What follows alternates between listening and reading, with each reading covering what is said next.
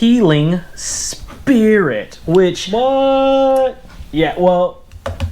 It's been errated. It's been errated, but before the errata, everyone was talking about how, like, I mean, you used it in downtime. So you'd pop that one healing spirit, everyone would just run in a daisy chain circle, and you'd get 10d6 for a second level? Yeah, second level spell.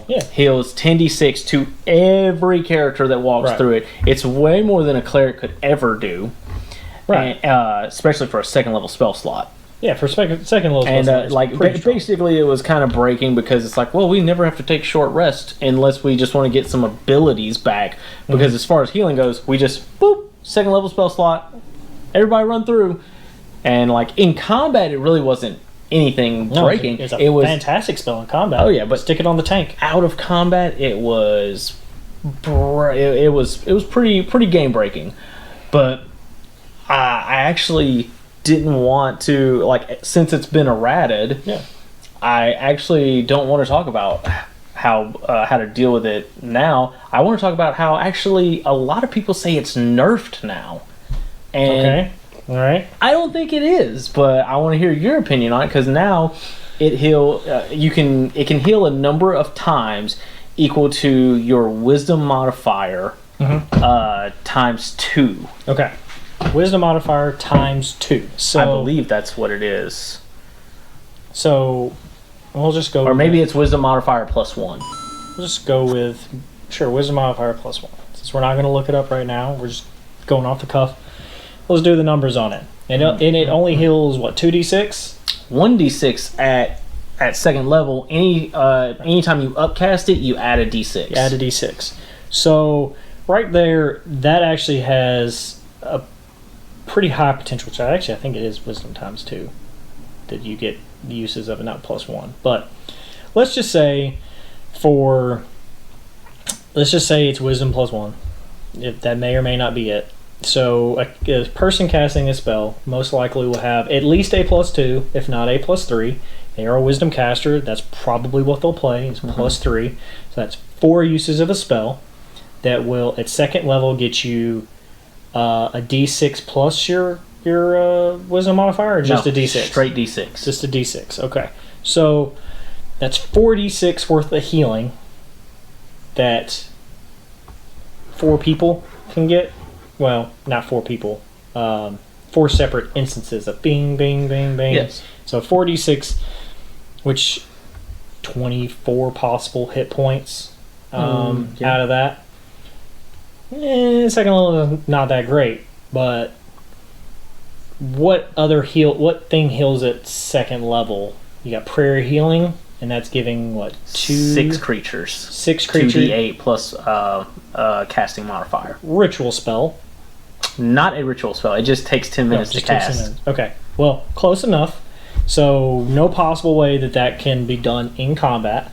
So this spell can still be done in combat, which, as you know, if something goes down... Yeah, if you put it on the barbarian, woo, amazing. Yeah, or the fighter or the paladin or anybody that's going to be toe-to-toe with a big thing. You can just sit it on them, and then, you're going to get knocked down? Well, at the beginning of my turn, you get a hit point, you pop back up. Great. But let's talk about when you upcast this. Second level, or third level... That's where I think it really makes its worth. Third level now, that's 2d6 per hit. That's a total of 8 d6 at third level. I don't know of a healing spell at third level that's doing 8 d6. That's 48 possible hit points. Not cure wounds. Even outside of combat, that is nice. Yeah, not healing word. Prayer healing, it can be upcasted, I believe. So no, it can't be upcasted. It is what it is. I'm pretty sure. I think so. I think if you upcast it, it still does the same amount. I'd have to look at that. I don't remember. But anyway, third level, that's 8d6. Fourth level, that's now 12d6. So now we're getting into the next tier of healing spells. Actually, no, the next tier of healing spells is like mass cure wounds, which is Or Mass Healing Word. Mass Healing Word, yeah. Which is like a D4 to like 4 or 5 or 6 people. I think like, it's 6 people. It's like 6 people. It's a D4 plus modifier to 6 creatures. But that is, in comparison, like very weak compared to what this spell does. Extremely weak. I mean, I think that's a bonus action. So that's cool. This isn't a full action. So a little different utility. You have a spell that's getting so much better per spell level going up. I mean, 5th level, now we're talking about 20d6 of healing? Okay. I mean, 20d6, that's 120 hit points. Heal is at 5th level, and that does 100, and also cures, all the ailments. But, 20d6 worth of heal at 5th level is pretty freaking strong, and probably by the time you're casting that, you're now at an 18, a +4 on your casting modifier. Yeah. So we're not talking 20d6 anymore. We're talking 5 times 5. That's 25d6. Look, listen, that spell is strong. The math, don't lie.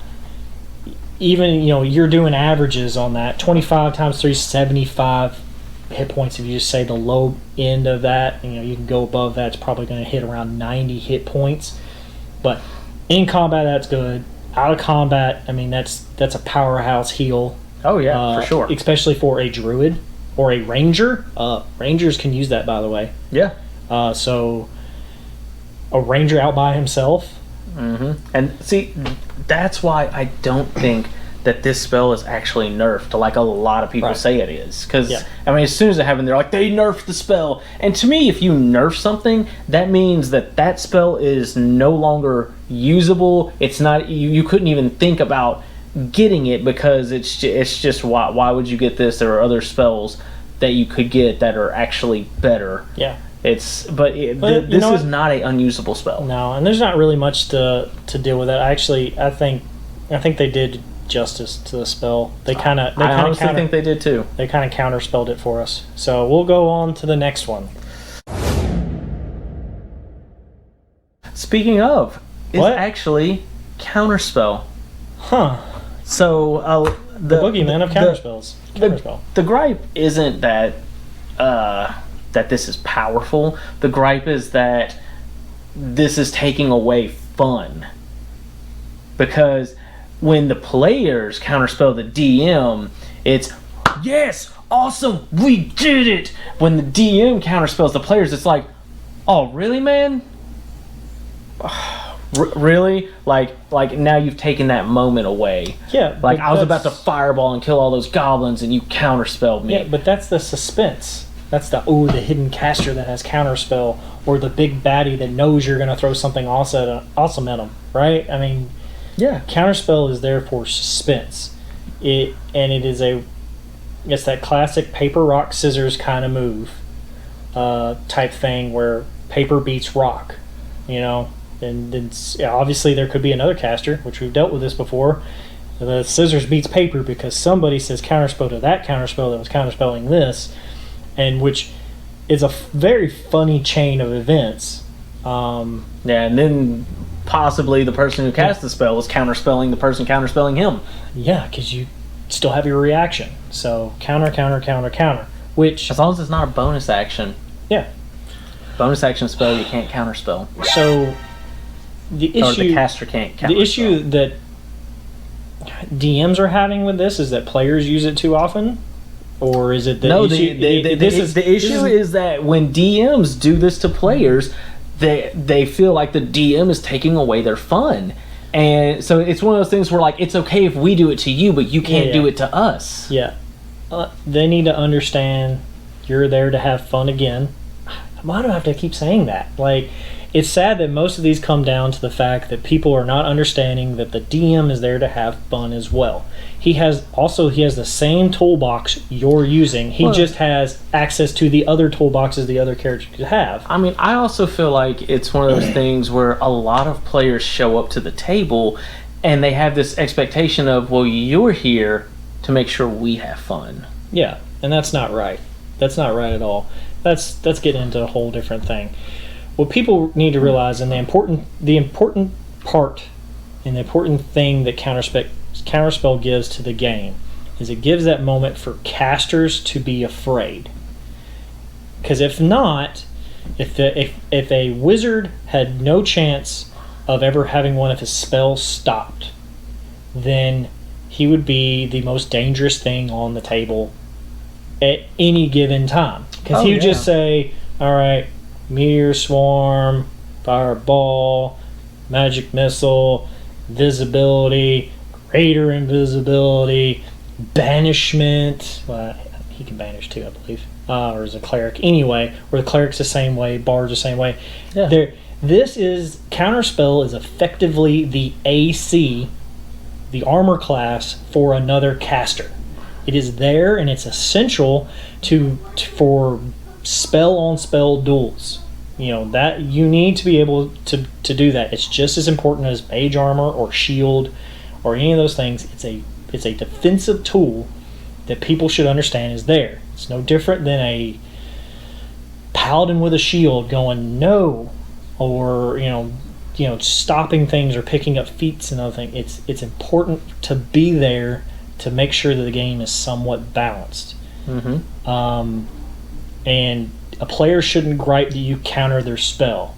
They should be sad, but they shouldn't be mad at you that you have a wizard casting Counterspell. Yeah. And then, I think also, now that one's out of the way, one of the other problems that a lot of players have with the Counterspell is when the DM does Counterspell, it's the fact of, the DM will say, this person cast a spell at you. It's okay, but when the players cast a spell, they usually tell you what the spell is, what the level is, mm-hmm. So the DM knows, I gotta spend the Counterspell at this high a level, whereas the players, it's the DM's not giving us anything. I just gotta roll with this Counterspell. That's fair enough. You could... Here's a way to deal with that.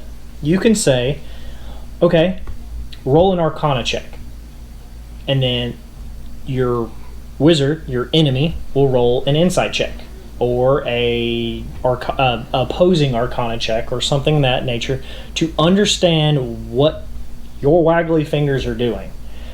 And you do it behind your mat here. If you don't want them to see it, or you can do it in front of them. And if you beat their roll, you can go, well, he knew what he needed to use, because he saw you doing, this gesture instead of this gesture. So he's like, oh, that's a 4th level fireball instead of a 3rd level fireball, whatever it would be, to explain it. And then that way you can have, it gives a reason to have a better Arcana or some other trick or insight, or that, to understand. That way also the players can do that too. They can get into that skill monkey kind of thing where they go, okay, well, if my DM's going to say insight is important for me to figure out what he's about to do, then I'm gonna get better at insight. I'm gonna try and figure these things out quicker. That way, when I Counterspell, I'll go, okay, I'm gonna roll my. Can I roll my insight to see what he did? Can I see him? Because it's important for Counterspell to see the person doing it. Okay, so I saw what he's doing. Quick insight roll. I beat his roll. Okay, I'm gonna spend my 5th level spell slot to counter that heal, or to counter whatever, whatever, and stop it. And then that way it's fair for both people. It's one extra roll, but it's also a little extra tension too, right? Oh, yeah. It's a little bit of, and also it gives the players something to feel good about on their character sheet, other than I have these spells or I have this special wand. It's because my insight's so high, I'm a fantastic defensive wizard. I know what you're gonna do to me. You could be that war mage that's going, I know what he's about to do. I'm going to throw up my little shield. Nah, I'm good. Yeah, ignore that. So just add a little extra element to it, and then Counterspell will be more fair-ish, even though it's perfectly fair now. But a little more fun to the spell. I like that one. All right, now let's get into the last one for this episode. Conjure Woodland Beings. Oh, yeah. 4th level concentration. The gripe here is the obvious power play. I'm summoning a bunch of pixies. These pixies are going to cast polymorph and turn all the players into T-Rexes, and now you've got 4 to 6 T-Rexes wreaking havoc, and all the pixies go and hide now and just stay concentrating. Okay. Well, this one, when I first heard about this and it came in, it was being abused quite early into 5th edition. Oh, yes. Quite early. And when somebody said to me in one of my games that they were going to attempt to do this, I was like, that's fine. Do you control those pixies completely? I'm like, well, yeah. I was like, are you sure you control those pixies completely? Because I'm pretty sure you're just bringing them to you and hoping that they do what you want. Because these are fey creatures. These are inherently chaotic creatures, depending on how you want to play. Yeah, because the wording in Conjure Animals is that they obey you. Mm-hmm. I'd have to look into it, but I don't think in Conjure Woodland Beings it actually does say that they obey your commands. But let's look that up real quick, because that's actually rather important. Well, you know what? Let's grab a trusty player's handbook real quick. This beautiful thing here. And, you know, we probably should do this more with some other things, but you know what? We like to shoot from the hip. Right. Conjure Woodland Beings. You summon fey creatures that appear, yada, yada, yada. The summoned creatures are friendly to you and your companions. Roll initiative for the summoned creatures as a group, which they have their own turn. They obey any verbal commands that you issue to them. No action required by you. If you don't issue any commands to them, they defend themselves from hostile creatures, but so they do obey your verbal commands. Okay. What did you say to them? Did you say... Turn the party into a bunch of T-Rexes. Polymorph all of us into T-Rexes. Okay, so this I fixed this problem earlier. Does a pixie know what a T-Rex is? That's a good point. Does that pixie know what a T-Rex is? Does that pixie know what a giant ape is? Also, with the polymorph spell, it doesn't technically mean you couldn't shrink them. I mean, you could be mean if you want to summon the pixies. And just be like, okay, cool, I'll make you T-Rexes. Yeah. And then summon them into medium-sized T-Rexes.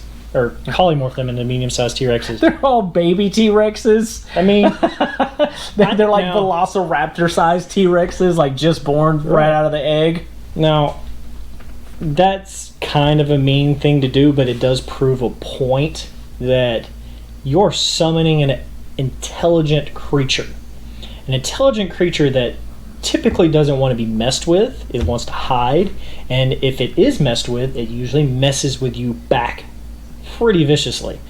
Same thing goes for the hag, because you can summon one of the hags with this as well. So I hate to see what a hag would do. With Conjure Woodland Beings, just let them add their own little twist to it. It will be funny when they're like... Kind of like an old school wish spell? Yeah. Let them make sure they're careful with with the order that they give to these fey creatures that were minding their own business a few seconds ago. Because remember, they're being plucked out of their own little home plane, their own little place, and being forced to do what you say. And they're not gonna like that. Yeah. It's not like an animal that will, animals won't like that either. You could play it that way too with the conjure animals, but they're usually more susceptible to being able to do as I say, kind of understanding, especially some of those some people play as those animals are pulled from other places and just brought here, or they're summoned simulacrums of an animal. Well, with this one, that's not happening. Yeah. This is actually pulling a pixie or a hag or from somewhere. From somewhere. And bringing it here. It's just like when you do the spell that summons an angel or summon celestial. Yeah. One of them contract spell. They contact other plane. Actually, it's right there. They know what they're coming into with that. You could also say the Conjure Woodland Beings go, well, they kind of understand what you're about to tell them to do, and they don't have to like it. They're friendly towards you. That doesn't mean they're not going to play a practical joke on you or two. Yeah. It's not, you know. I mean, it says they obey your command, but that doesn't mean that they actually can comprehend what you said. Yeah, that's true. Like, you're dealing beings that have to understand. I mean, they might understand common. Sure, you said turn me into a T-Rex. Like, I don't know what that is. Okay, turn me into a giant ape. Okay, I know what that is. And then they turn you into a giant ape. But to them, a giant ape could have been a gorilla, or it could have been a chimpanzee. Because they're tiny creatures. So that would be pretty funny. It would be, oh my god. It would teach the person who summoned this a lesson. Which maybe they might go around and say, turn me into this, and pull out a piece of paper in front of these things that has a detailed drawing that they have now taken the time to research and say, this is what I want you to make me. Oh, okay, I got that. Sure. And then they turn you into a drawing of T-Rex. So you're a big doodle of a T-Rex. You're still just a T-Rex, but now you're a doodle, which would be hilarious, because wouldn't that be what a pixie would probably do? I don't know too much about pixies. I haven't used them that much, but that sounds pretty funty. The only time I've ever used them is to annoy people or to do funny things. I had one. I had a group of people in. Oh, crap! I can't remember the one campaign. They were trying to move around, and they were messing with the pixies. They were going through a little pixie area, and they were. Oh no! I was actually playing in this. Sorry. This was in a Pathfinder campaign that we're playing, and we were going through the pixies, and one of our players, Danny, at the time, messed with the group of pixies, and what they did is they annoyed him for the remainder of that session. Oh. So, you know, just small things, stealing stuff, kind of picking at it, a counterspell of prick in the neck, move away, you know, just irritating things. How funny would it be if you summoned a group of pixies, told them to do this, and the price for doing that is that they stole stuff off of your characters, then turned you into T-Rexes and ran off? Yeah, there's nothing that said that they wouldn't mess with you. I mean, they're friendly towards you, but, you know, they mess with you. It's like, oh, you want us to do that? I'm going to take this gold pouch, and it's like, oh, no! Yeah, before we get into thinking that stealing is not a friendly action, let's keep in mind that these things might not think like you, so to them, that might be part of the fun. That's part of the transaction to them. Like, you summoned us here to do this. This is what I take. It's, you know, it's what happens. Or, hey, I'm not doing that until you give me something. And then, well, now they wasted a turn making a contract with a pixie, and then now they get turned into a T-Rex. Take the gold! Boom! And just destroy it. Yeah. But, you know, at the same time, I feel like if some of my players did this, I would definitely give it to them once or twice. Right. And then once they start trying to abuse it, that's when I'd be like, all right. Well, they can summon the same pixies every time, and the same pixies could just get annoyed by the fact that, really? This again? We're doing this again? Okay. All right, now, you're going to make me do this one more time. You're paying me for it. You know, I might have to follow your spell, but that doesn't mean I can't exact a price upon you for that. There's nothing in here saying that they won't ask for something. Yeah. It just says they're friendly towards you, and they will do as you order. But you can order something for a restaurant, but you're still supposed to pay the price for it. So, saying intelligent creatures can do what they want. Just because they're magically bound to do so does not mean they won't do something extra. And that goes for all conjure spells. Anything that brings any other creature into existence in front of you, unless that spell states specifically, which I believe there's one that summons demons. There's specific one. I can't remember the name of the spell, but it summons summon fiend, and it does force them to do exactly what you say. But there's like a little clause that says that they will attempt to break it, let those things try to figure out how to break it. You're making me think for the, you're adding more things, and they might try to figure out how to mess with them. Yeah. And they're going to. Even an angel would be summoned here, would probably still go, well, I don't really feel like being here, and you're forcing me to do something, and this is beneath me. So I'll do as you ask, but I'm going to talk to you later. That doesn't mean the creature won't come back for them. Make an entire role-playing session out of it. Yeah. That'll teach them. You summon that hag, well, eventually you find that hag that you've been summoning, and it's not happy with you. The angels or the pixies get tired of you summoning them, so they actually get a contract and hire things to go get you, to kill you, to stop you from summoning them. Yeah. That would be great. So that's right there. That's how you counterspell this spell. Is you now make a background way to get revenge for all these summoned creatures. All right, I think we'll end on that one. That's the last one. All right. Well, I hope you guys enjoyed this one, and I hope these ideas help you deal with some of these troublesome spells. Remember, you are there to have fun as well. Players and DMs, everybody's there to enjoy the game. Mm-hmm. Don't abuse this stuff. Don't make somebody have to come up with a way to get to stop you. Have fun. This is for fun. Yeah, it's all about fun. Yeah. But at the same time, some of these I can legit see why people have a problem with.